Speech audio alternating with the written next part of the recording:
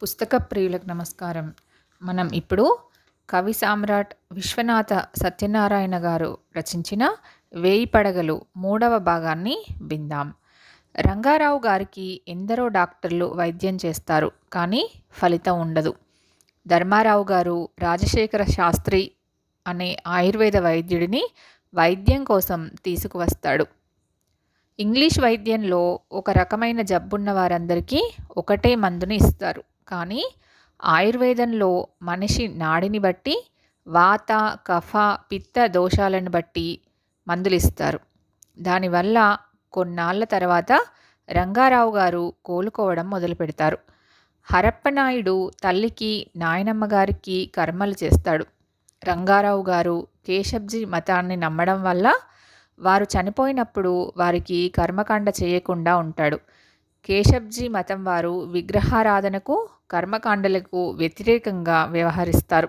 దీంతో హరప్పనాయుడు పెద్దవాడయ్యాక తన విధిని పూర్తి చేస్తాడు. ఇంతలో అరుంధతి చాలా బలహీనురాలై జబ్బు పడుతుంది. రాజశేఖర శాస్త్రి గారు ఆమెకు కూడా వైద్యం చేయడం మొదలుపెడతారు.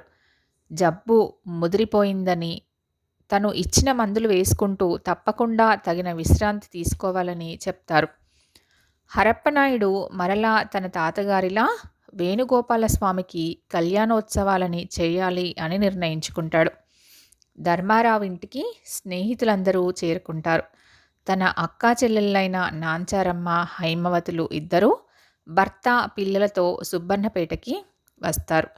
ఊరిలో తోలుబొమ్మలాటవారు, పగటి వేషాలవారు, గారడీవారు, కూచిపూడివారు మొదలగు కళాకారులందరూ వారి వారి ప్రదర్శనలిస్తూ అందరినీ అలరిస్తూ ఉంటారు. గిరిక స్వామి సన్నిధిలో నృత్యం చేయడానికి తయారవుతుంది. ఉత్సవాలన్నీ సాంప్రదాయబద్ధంగా జరిపించబడతాయి. గిరిక వేణుగోపాలస్వామి ఆలయంలో అద్భుతమైన నృత్య ప్రదర్శన ఇస్తూ ఉంటుంది. అందరూ ఇంటికి వచ్చి గిరికను అభినందిస్తారు. స్వామివారి కళ్యాణం రోజున దేవదాసి గిరిక నృత్యం చేస్తూ స్వామివారిలో ఐక్యమైపోతుంది. ఇంతలో అరుంధతి ఆరోగ్యం మరింత కృషిస్తుంది. లేచి ఇంటి పనులను కూడా చేయలేని పరిస్థితికి చేరుకుంటుంది.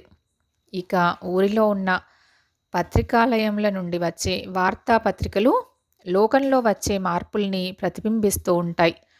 కొందరు పత్రికాధిపతులు వారి సొంత అభిప్రాయాలని ప్రజల్లోకి తీసుకెళ్తారు. ఇంకొందరు వాటిని అందరూ కొనేలా ఉన్న కొన్ని విషయాలను ఎక్కువ చేసి పత్రికలలో వ్రాస్తూ ఉంటారు. నిశితంగా గమనించే వారికి వాటిపై ఉన్న మంచి ఉద్దేశ్యం, నమ్మకం పోయేలా ఉంటాయి ఆ పత్రికలు. భారతీయత, సనాతన ధర్మములపై చిన్నచూపు ఏర్పడుతుంది. వేదాలపై కూడా విదేశీయులు చెప్పినదే నిజమనుకునే స్థాయిలో పత్రికలుంటాయి. కాలప్రవాహంలో వచ్చే మార్పులు చాలా చిత్రంగా ఉంటాయి. భారతీయులకు జన్మతః తెలిసిన విషయాలను విదేశీయుల నుంచి బోధించుకునే రోజులను సాంప్రదాయికవాదులు జీర్ణించుకోలేకపోతారు.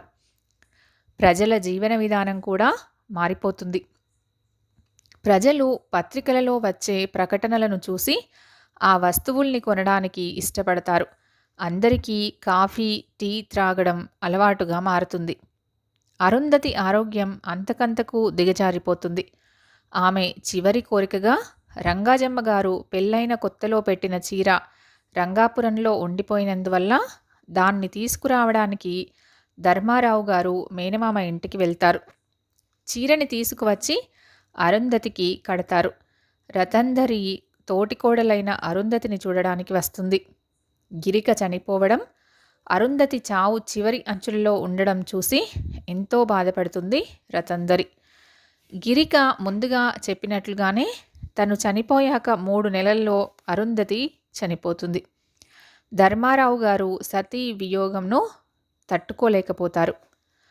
కొన్నాళ్లకు హరప్పనాయుడు బ్రతకడంపై ఇష్టం లేక జమీందారీ వ్యవహారాలను తండ్రికి అప్పగించి ప్రాణాయామం చేస్తూ తనంతట తాను ఇచ్ఛామరణాన్ని పొందుతాడు. రంగారావు గారు ఒక జమీందారీ పిల్లవాడిని దత్తత తీసుకుని ఆ అబ్బాయికి హరప్పనాయుడు అని నామకరణం చేస్తారు. హరప్పనాయుడికి ధర్మారావు గారి కుమారుడు రామేశ్వర శాస్త్రికి కోటలోనే చదువుకోవడానికి తగిన ఏర్పాట్లు చేస్తారు. సుబ్బన్నపేటలో రైతులందరూ కేవలం వరి మాత్రమే పండించడం మొదలుపెడతారు. భూమిని సాగు చేసి ప్రజల నిత్యావసరాలైన చిరుధాన్యాలు, పప్పు దినుసులు, నూనెలకు కావలసిన విత్తనాలు, బట్టలకు కావలసిన ప్రత్తి మొదలైనవన్నీ పండించేవారు లేకుండా పోతారు. ప్రతిదీ బయట కొనాల్సి రావడంతో పేద మధ్యతరగతి ప్రజలు ఇబ్బందులకు గురి అవుతూ ఉంటారు. సుబ్బన్నపేట గ్రామము పట్టణంగా మారిన తర్వాత కనీసం తాగడానికి మంచినీరు అడిగినా ఆలోచించే స్థితికి వస్తారు అక్కడి ప్రజలు. పసరిక పాములు, పక్షుల మధ్య రోజూ ఆడుకుంటూ ఉంటాడు. చంద్రారెడ్డి కుమారుడు గోపాలకృష్ణారెడ్డి పసరికకి మంచి స్నేహితుడు. అతడు పాములను, పక్షులను చంపుతున్నప్పుడు పసరిక ఆయనతోనే ఉండటం వల్ల పాములు, పక్షులు పసరికని దగ్గరకు రానియవు. దీంతో పసరిక చాలా బాధపడి ఒక వృద్ధ పాము దగ్గరికి వెళ్ళి కాటు వేయించుకొని చనిపోతాడు. ఆ తరువాత పాము కూడా కాటు వేశాను అనే బాధతో ఒక రాయికి తల బాదుకుని చనిపోతుంది. గిరిక, అరుంధతి, పసరికలు వరుసగా చనిపోవడం ధర్మారావుని బాధిస్తుంది. ఘనాచారి తన మేనల్లుడైన చంద్రయ్యను పిలిచి, నీకు తోడబుట్టిన ఆడపిల్ల లేదు కాబట్టి ఇక ఈ గ్రామానికి ఘనాచారి ఉండదు. నీకు కూతురు గనక పుట్టినట్లయితే ఆమెకి తప్పకుండా వివాహం చేయాలి అని చెప్తుంది. ఘనాచారి పాకలో నిద్రపోతూ ఉన్నప్పుడు దానికి నిప్పంటుకుని అది క్రమంగా గ్రామమంతా ఆక్రమిస్తుంది. మరుసటి రోజున గ్రామం పక్కనే ఉన్న ఏరుకి వరదలు వచ్చి ఊరినంతా ఆవరిస్తాయి. మంటల చేత, వరదల చేత క్రొత్తగా వచ్చిన పట్టణము, దానిలో వచ్చిన మార్పులన్నీ ధ్వంసమవుతాయి. కేవలం పాత గ్రామం మాత్రమే మిగులుతుంది. కొంతకాలానికి కష్టాల నుంచి తేరుకొని ప్రజలు సాధారణంగా జీవించడం మొదలుపెడతారు. అనుకోని పరిస్థితులలో తప్పనిసరి ధర్మారావు గారు రెండవ వివాహం చేసుకోవాల్సి వస్తుంది. ఇది 1000 పడగలు నవలలోని సారాంశం. 1000 పడగలు అతిపెద్ద సామాజిక నవల. దీనిని కొందరు 19 మరియు 20వ శతాబ్దాల సంధి చరిత్ర అని, తెలుగువారి మహాభారతమని, ఆధునీకరణ వలన వచ్చే దుష్పరిణామాలను ముందే ఊహించి చెప్పిన వైజ్ఞానిక భవిష్య పురాణమని అన్నారు.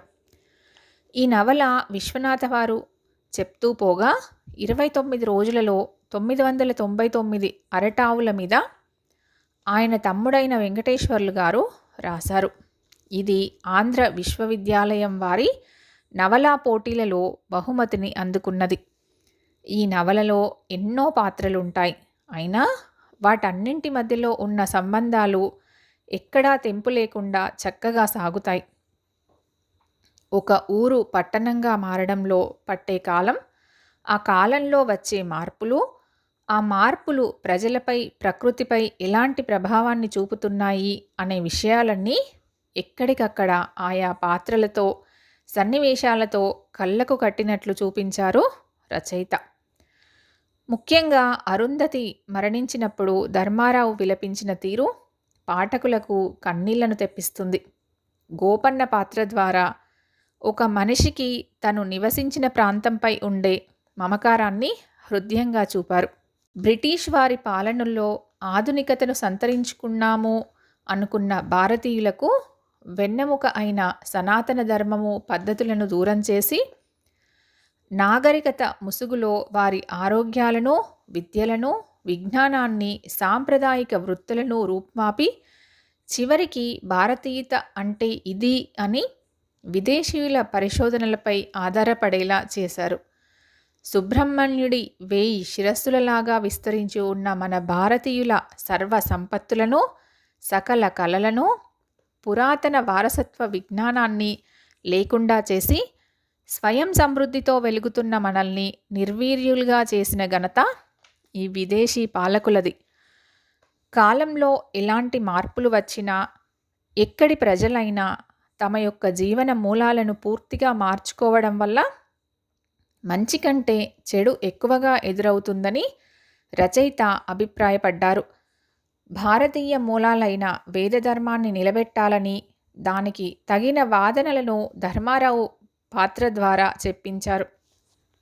ప్రకృతితో సహజంగా జీవించకుండా మానవుడు తన అవసరాలకు మించి కోరికలకు ప్రాధాన్యాన్నిచ్చి ప్రకృతిని ధ్వంసం చేయడం, ఆధునికత పేరుతో అన్ని అవసరాలకి యంత్రాలపై ఆధారపడడం, దేన్నైనా చాలా సులువుగా వృధా చేయడం, డబ్బుకు ఎక్కువ ప్రాధాన్యాన్నిస్తూ ఎల్లప్పుడూ పక్కవారితో పోటీ పడడం వల్ల ఒత్తిడులతో ఆరోగ్యాలను, సంతోషాలను కోల్పోయి కృత్రిమమైన చిరునవ్వులతో బ్రతుకుతున్న ప్రజలందరినీ ఈనాడు మన చుట్టూ చూస్తున్నాం.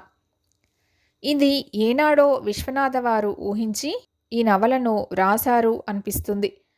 దీనిలో కొన్ని సంఘటనలతో మనం ప్రస్తుత పరిస్థితులలో ఏకీభవించలేకపోయినా మిగతా అంతా మాత్రం యథాతథంగా గడిచిన 50 నుండి 100 ఏళ్లలో జరిగింది. అందుచేతనే కావచ్చు ఈ పుస్తకం ఇప్పటి వరకు 20 సార్లు పునర్ముద్రించబడింది. మరొక మంచి పుస్తకంతో మళ్ళీ కలుద్దాం. నమస్కారం.